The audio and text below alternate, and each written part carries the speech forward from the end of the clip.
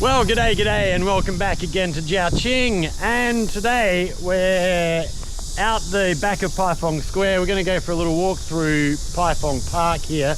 And we are with Tony, Mr. Tony, who's got a YouTube channel. We just ran into each other in a shop down the road. Tony's done a little interview with me, and we're just going to go for a walk and have a chat about life and stuff in China, and yeah, see what sort of experiences we've both got. So why Jiaoqing to start off with? Why Jiaoqing? Wow, how far do I go back with this one? I'll make it short. I used to live in Guangzhou, live and work in Guangzhou, lived there for about 6 or 7 years, and then a couple of French guys, Julian and Fabian, they don't watch YouTube, maybe they still do, I don't know. But they said you must come to Jiaoqing. We worked together. And for about a year I said, I can't be bothered. And I came to Jiaoqing, fell in love with the place. And then I started to frequent it and was offered a job. And I worked here for about 8 or 9 years and fell in love with Jiaoqing. And I would live here for the rest of my life if possible. Yes, it's not a bad place to be, is it? Really not. One of the reasons I particularly like this, I mean, I don't dislike Guangzhou, although I'm getting tired of it. When you're in Guangzhou, if you want to look at the sky, you have to do this. Because the buildings are so tall. Yeah. You know, and here, you could just have a sort of like 25 degree angle. It's just there, the sky's everywhere. It's just, so, you're not really far, you know, I mean, 30 minutes by train to Guangzhou, 40 minutes at the most. 8 hours by bicycle, by the way. I can vouch for that. I've done it by bicycle during the COVID period. And it's got mountains, it's got lakes, it's got a river, and it's still Chinese. And what I mean by that, it still retains its culture. You know, if you go to the main cities like Shenzhen and Shanghai even, and parts of Guangzhou, Zhongtan, Newtown, it's so westernized. It's a bit like any metropolitan city around the world, New York, London, whatever. And I've come to China to see China and Chinese people. Yeah. You know, and experience. Yeah, I'm with you there. You know what I mean? Yeah. Yeah, And Jiaoqing has that. I'm sort of the same. I tend to avoid the big touristy spots. I'd rather go and see it's why I spend so much time in places like Yunfu.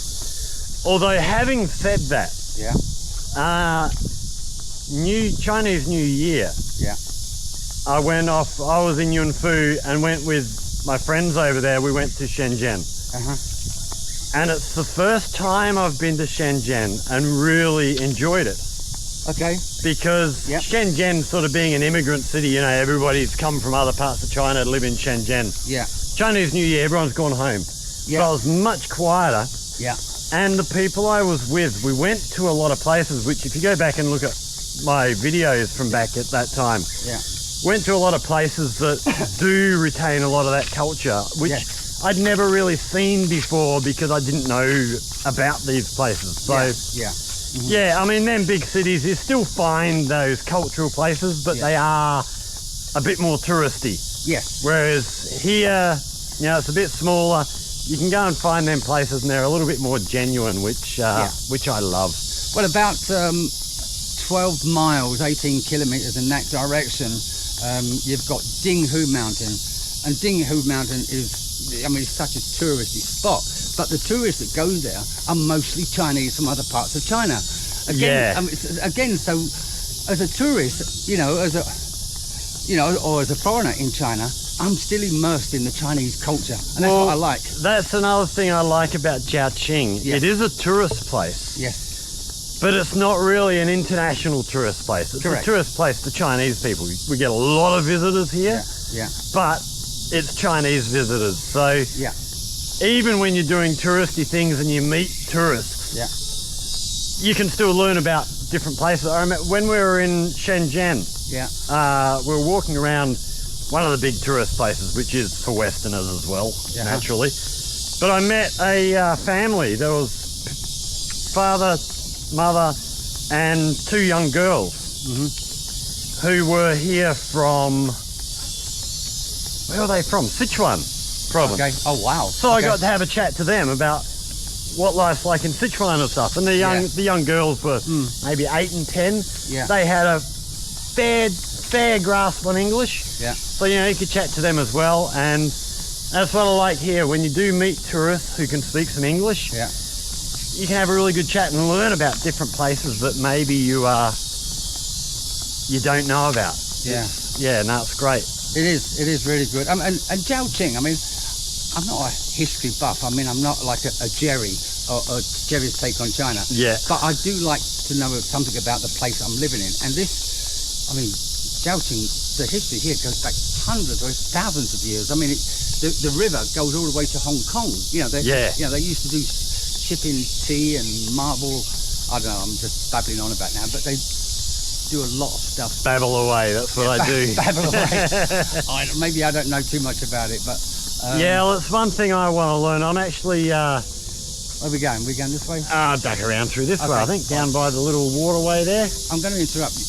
The selfie stick, because I've never used, if you're watching this, I've never used the 360. You're using the 360. I've got the DJI Pocket 3, and you're holding the selfie stick only halfway down. Does that mean we're going to be really zoomed in? No, I can reframe this anyway. All right, okay. Mainly because at the moment I haven't bothered with microphones. Yeah. So... Oh, to get the sound... Yes. Yeah, just to make sure we're close enough to pick up the sound. But the 360 camera, you know, you can move things around and edit things in so many ways. Well, I think I could have my DJI on the mountain over there and it'd still pick up your sound because you bellow. Yeah, I do have a big voice when I'm so inclined. Yeah. Well, that helps if you're a teacher. Yeah. Yeah, that really helps. Yeah. So, what else can we bring up? Vomit? Bring up. What do you mean? If you're watching again, Australian and English, and now both our sense of humour will be very dry, and also, I mean, Australians have a sense of humour that even some of us Brits are saying, what does that mean? I don't know what the meaning of that is. Well, that's sort of language, just different uses of language. Yeah. The old saying, you know, divided by a common language. Right. Yeah. It's quite weird, actually. I'm going to tell you about if there's any American viewers on here. Brits have never had a fallout when it comes to Australians regarding the English language. I mean, the Americans have really trashed it. You know, they put words in there and we think, oh, come on, it's the boot of a car, you know, or it's the bonnet of a car. It's not a hood.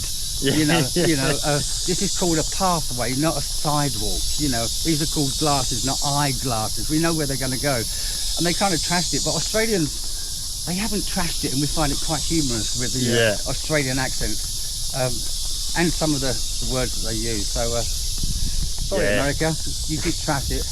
Yeah, well, I always with the language thing. When I'm teaching, when I get a new group of students. The first thing's, you know, hello, how are you? And their response is always, I'm fine, how are you? Or I'm fine, thank you. Yeah. And I always stop them and say, you know that most people, if you ask them, you know, in the West, you ask them, how are you? Most people don't say, I'm fine. It's not a common response. You know, it'll be, oh, I'm great, or I'm good, or oh, I'm having a fantastic day, or... and I always say to them, so why are you being taught something that's not really that common? And because that's what the book says. I'm not so sure, because sometimes when I go back to England now and someone says, how are you? I say, I'm fine. You've got into the habit. It's rubbing off. And maybe they're not taught it, and it just literally rubs off onto the Chinese teachers. They teach the kids. Yeah, well, I always tell my students, the reason that you're taught this, and they do, there's a few little things that I pick up that I just go, wow, that's a really strange saying they're learning. Yeah. But the reason is because when they leave school, you know, if they're going to travel around the world, they don't know, you know, this student's going to America, this student's going to go to England, this student's going to go to Australia. Yeah. So they've got to teach them responses that will be suitable for all those different sorts of places. We're in the island. I always tell them, you know, if you go to Australia, you can learn English in China perfectly and have really good English. Yeah. if you go to Australia, you're going to be easily understood. People are going to understand you. Whoa, thunder. There's a bit of thunder out there. Yeah. But just because you've got really good English and people can understand you, it doesn't mean that you're going to understand them. Same if you go to America, they'll understand you, but you look at different American accents, whether it's Alabama or Texas, New York, California. Yeah. They're very, very different ways of speaking. Yeah. Australia doesn't have quite that difference between states, but then you look at England. Oh, bloody the UK. England, it's city to city. Every 20 miles, it's a different accent. Yeah, I mean, you look at the difference between, I don't know, Cockney, bloody hell, Liverpool, mate. Manchester. Liverpool, like? Yeah. Yes. And then go up to Scotland or over to Wales, Ireland. Newcastle. Yeah, there's so many different accents. Yes. It's a bizarre thing for even for an Australian. Yeah. But I think they would have more luck understanding American than they would Australian. Maybe English to a point. Yeah. Well, there's a lot of Chinese I meet now, adults, and you can instinctively tell that they've been taught American English. Just by some of the words that they use, they're not really. But it's also the media. Yeah, the media. Where do all the movies come from? Where does all the music come from? Yeah. And they all watch there's more English stuff available to watch. But when you're looking for Australian movies, they're pretty few and far between. The ones that become popular. Yeah. So they'd probably have most luck understanding American. Yes. And probably it'd be a bit lower. Have you seen this? I have seen Bird this. park here. Yeah. I never realised this was here until 6 months ago. Yeah. Oh, they've got some sulphur-crested cockatoos in there. Yeah. You like a cockatoo? Oh, yeah. They're fantastic. That was an English joke. You like a cockatoo. Oh, yeah, okay. I missed that one. I haven't actually been in here when they're open to go and actually have a walk around.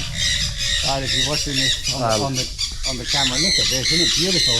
I love these guys. Oh, beautiful. I've got nothing for you guys. These lovebirds.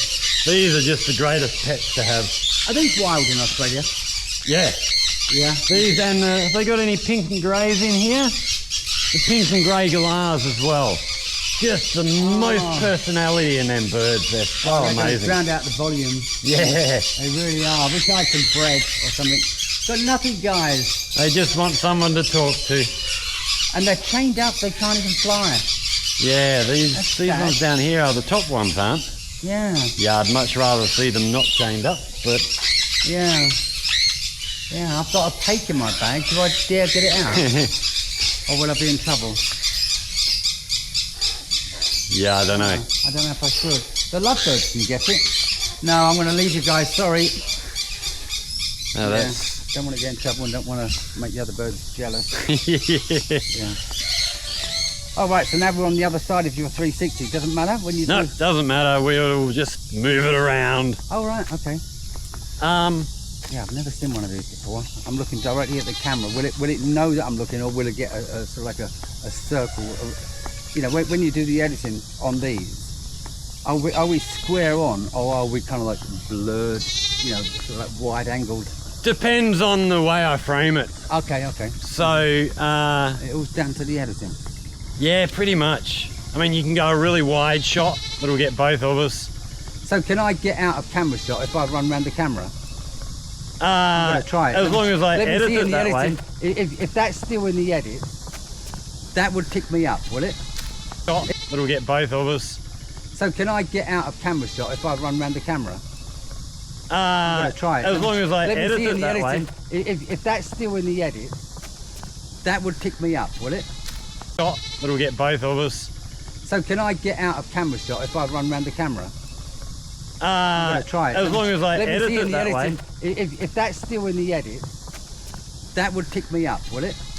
Shot that'll get both of us. So can I get out of camera shot if I run around the camera? I'm gonna try it. As long as I edit it that way. If that's still in the edit, that would pick me up, will it? Yeah. That just got me running around. From there, I have a choice. I can either keep the camera on me, or when I edit it, when I reframe it, I can have it follow you around me. Oh, I'll edit it both ways in the video, and then you can see. Yeah, thanks. Yeah, I've never used one of these before, and they quite impressed me, to be honest. They're great cameras. I bought my first one 3 or 4 years ago. Yeah. And loved it. Just playing with different types of shots and things. Okay. They're amazing. And like, I don't have a lot of imagination with photography, but watching guys on YouTube who show you different ideas for shots. I mean, some of the things people are doing with these cameras are absolutely brilliant. Really, really good. Yeah.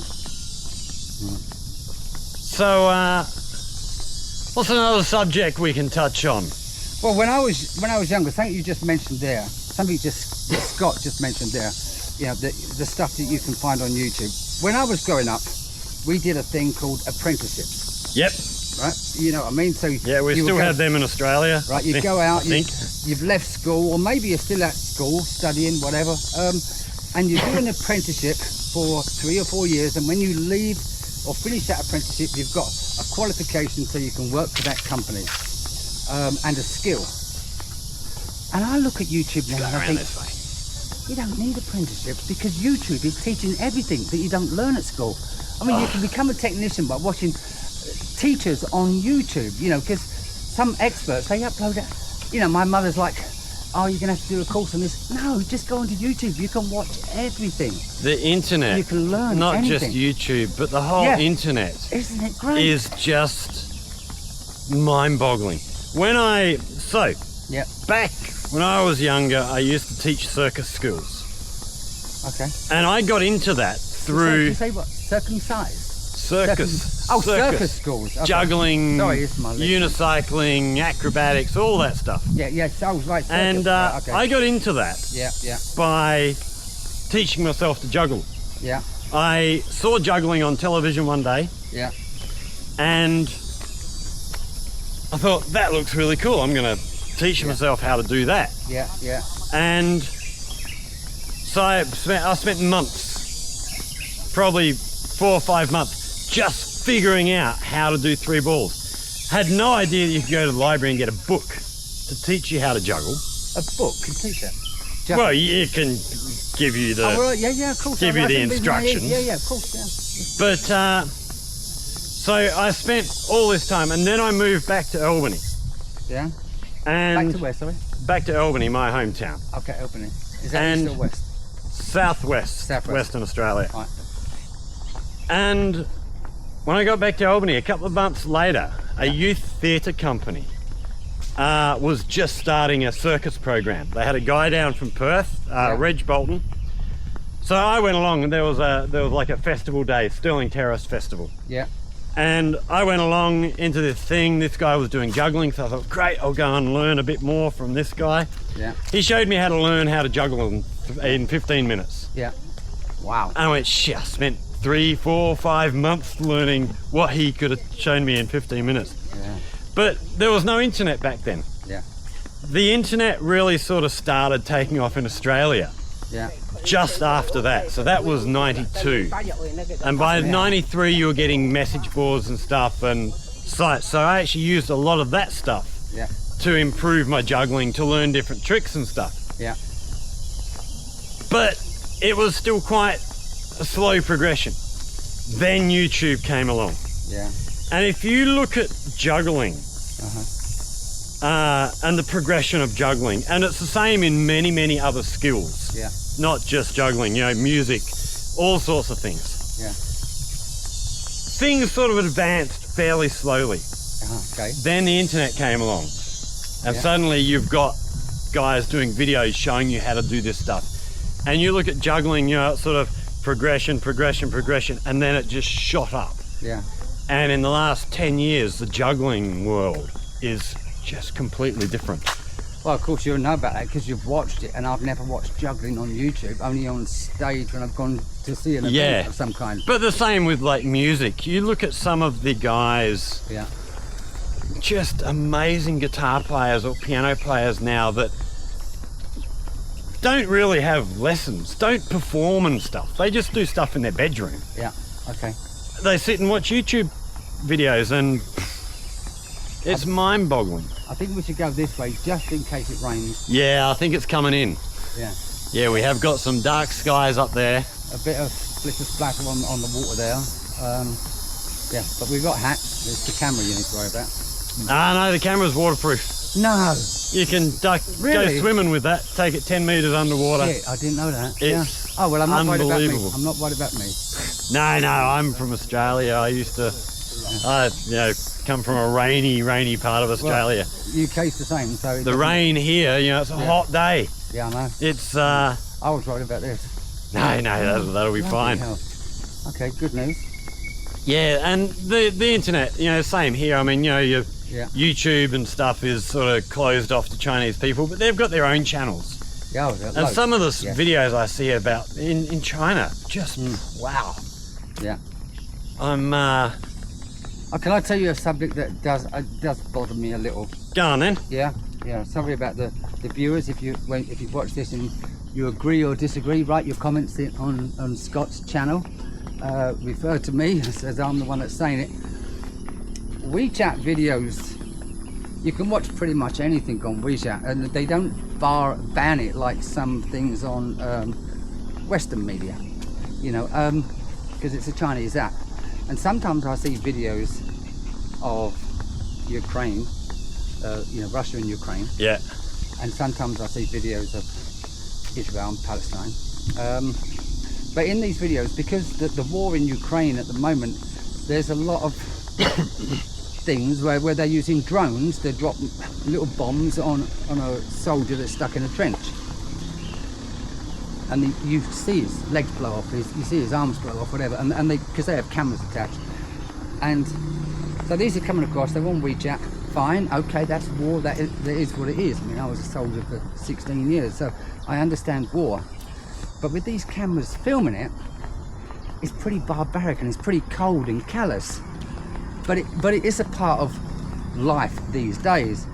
And what I don't like, it's just my views, is sometimes you watch these videos and then you look at the comments, and most of the Chinese comments, they're not sort of like got this signal, they're smiling. They're smiling at whether they're supporting Russia or whether they're supporting Ukraine, I've got no idea. And I'll read their comments, translated the comments, and the comments are bloody cold. And I think, shit, you don't realise that man in the trench there who's, he knows he's going to die, he's got this little bomb going to drop on him, can't get away from the drones. And I think the Chinese this is one of my bugbearers. I think those people who write on those comments, maybe they're trolls. I don't really understand. If you've never watched it, you won't understand what I'm saying. I've not seen those videos. I stick away from that. Well, they come up. I don't search for them. They come up. Yeah, I just keep scrolling. But I do read the comments. So if you're a troll and you see a disaster, I'm looking directly at you now on the camera. If you're don't give a like or a dislike to these videos, just ignore them. Don't smile because it ain't funny watching some poor young man dying in a trench. Someone's brother, someone's sister, someone's father. Yeah, and they're fighting a war, really, that they don't fully understand because two old men are having an argument about something. Yeah. Yeah, put the politicians in the trenches, then you can smile and comment and... Sorry if I got a little political there, but it's not meant to be political, it's just meant to be something about... I saw one this morning and I thought, shit, that's bad. You get that everywhere though. I mean, you get people like that on YouTube. YouTube generally blocks those videos, but yes, YouTube I've seen it on other sites. Yeah. And anyway, there we go. Yeah, I mean...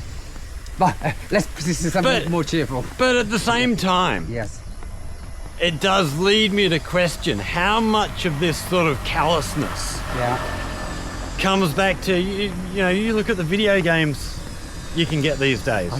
Call of Duty and stuff. I've never seen a video game, but since King Donkey Kong or Donkey Kong or whatever it's called. You know. I haven't played Racing. Yeah, 100 years. I'd say get on YouTube. Yeah. And look up something like Call of Duty. No, I won't. Or something, and just have a look at how realistic these video games are. I believe you, yeah. So it leaves me to wonder if people are watching these videos, are they just associating it with a video game? It's absolutely. Just not real to them. The drone operators. Whereas to us who grew up in another generation, where video games were your Donkey Kongs and your Pac-Mans, we don't have that same sort of connection with real life. I mean, video games today just look so bloody real. It's mind-boggling. Yeah, you're right. Yeah, and like Elon Musk said, you know, freedom of speech, freedom of. So, you know, if they want to laugh at this stuff, then really let them, because it's not my place to tell people what to write and what not to write, or what. It's not my place. I'm just saying that. There's better ways to do it. Yeah. Okay, let's change the subject. Yes, let's do that. So we sat down in a coffee shop earlier when we first sort of met up with each other. Yeah. Had a chat, and you asked me. Yes, I did. About the thing, you know, a couple of things that annoy me about life in China. I did. I'm going to go the other way with you. What are some of the things that make China such a great place to be for you? Oh wow, there's actually loads. First of all, the main thing that I find intriguing about China, interesting and intriguing, how it's opened my eyes to the fake news that I've been told for 40 years. Yeah, I'm with you there. Shit, I believed it was going to be bad, and when I got it, so, shit, the people are nice, the infrastructure's nice, people are friendly, the food is fun. It just wasn't what I expected. Yeah, and so within a couple of weeks of saying, now I know my government and all the books and my teachers have lied to me, I need to open my mind and see, you know, what the place is like. And by opening my mind and getting immersed into Chinese culture and speaking to people, the things that have impressed me the most is the friendliness. Most 99%, and when you're talking about 1.5 billion people, 99% is still a lot of people. Oh shit, yeah. Good Lord, 1% is small. 99% of them are very, very friendly, and they will help me whenever I can, and just point me in the right direction. Show me a word if I don't know it, or teach me something. The food. I was pleasantly surprised about Chinese food. I thought I would hate it. I thought everyone's eating dog. Oh my God, I probably 2 times in 16 years I've seen dog on the menu. You know? And the younger people now, anyone under the age of 35, is also disgusted that they eat dog. Yeah, so that's nice to know. I'm not. I actually talked about this, I think, one of the videos I did over in Jinli. With the dragon boat racing. I'm not intellectually opposed to eating dog. Right, okay. Like, you know, if we eat cows and we eat sheep and we eat pigs, why not? What's the difference? Yes. But emotionally is a different story. Yeah. You know, intellectually, fair enough. That's what they do in their culture. Yeah. But emotionally, you know, Australians have a very strong connection with our dogs. So emotionally, it's a different story for me. It is. But yeah, the food here is great. People here are fantastic. People are fantastic. The food is great. Well, good Lord, the infrastructure, the roads are good. The driving may not be so good, it's getting better, but look at electric cars. You know, everyone's pushing for electric cars. China's got the monopoly on that now. Well, the car thing. Yeah, go on. With people not really being great drivers. A lot of that is because, around there. Yeah. A lot of that is because driving is new here. I mean, my mother used to work here. Yeah. She was here from 2005. When she first came here, bicycles. Basically, the school where I worked, which is where she worked, most of the teachers were on bikes, motorbikes, push bikes, whatever. Yeah. None of them had cars. You know, only the school leaders had cars. Yes. Yeah. And now, everybody's got cars. Everyone, those that have. They don't have that. So a lot of the people who are driving now didn't, like, as an Australian, I grew up in the back seat of a car. Okay. You know, conceived as well. Well, I can't comment on that. I have no idea. Okay. But quite possibly. Who wasn't? Yeah. But yeah, so we've spent our lives being with cars, associated with cars. Yeah. And they haven't. Yeah. You know, when the sort of 30, 40-year-olds now, we'll go do a lap around here and okay. head back.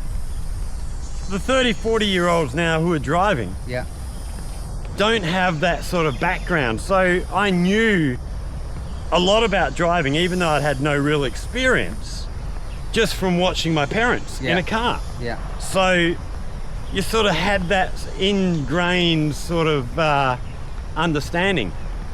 Rain coming in, look over there. That's heavy. Yes. That's a heavy... Shall we head back towards the bike? We've got seconds. We've got seconds before this comes in. I can pull the umbrella out of my bag if you like.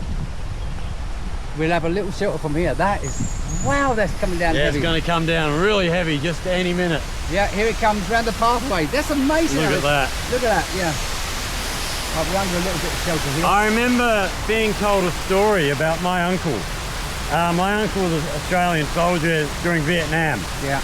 And I think it was when they were heading towards Vietnam on the troop ship. Yeah. I remember being told a story about him on the deck of this troop ship. Yeah. Out sunbathing. Yeah. On one side of the boat, and the other side of the boat is like this, it's a downpour. Yeah. Well, you can see the straight line here, literally a straight line, and over there, you know, when you do your editing, you know, you can see 20 feet away, it's dry under the tree and torrential right there. So it's not too bad here. We're quite sheltered. We're all right. Yeah, yeah. Well, we might finish up there anyway. I just want to add one thing about the driving. Can I? Oh yeah. Yeah, about the driving. So he's talking about the driving.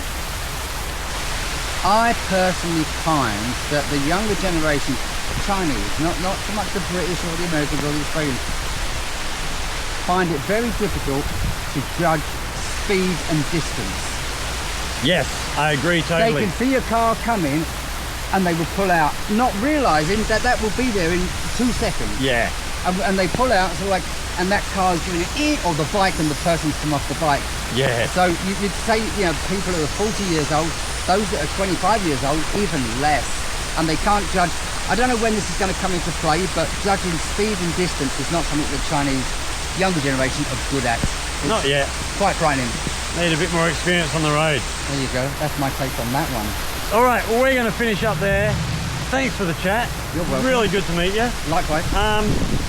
Yeah, and we'll, for the viewers, we'll probably hook up, do some more videos in the future together, you know, from time to time. Yeah. If you have any questions, comments, hit us up down in the comment section. Hit like, subscribe, share, all that stuff. If you have anything you would like to learn about life in China, again, hit us up in the comment section. If you come up with a good idea, we'll go away and do a bit of research, come up with a video for you. Thanks for watching, everybody. Stay safe, and we'll see you all in the next one. Cheers. Cheers. Bye-bye.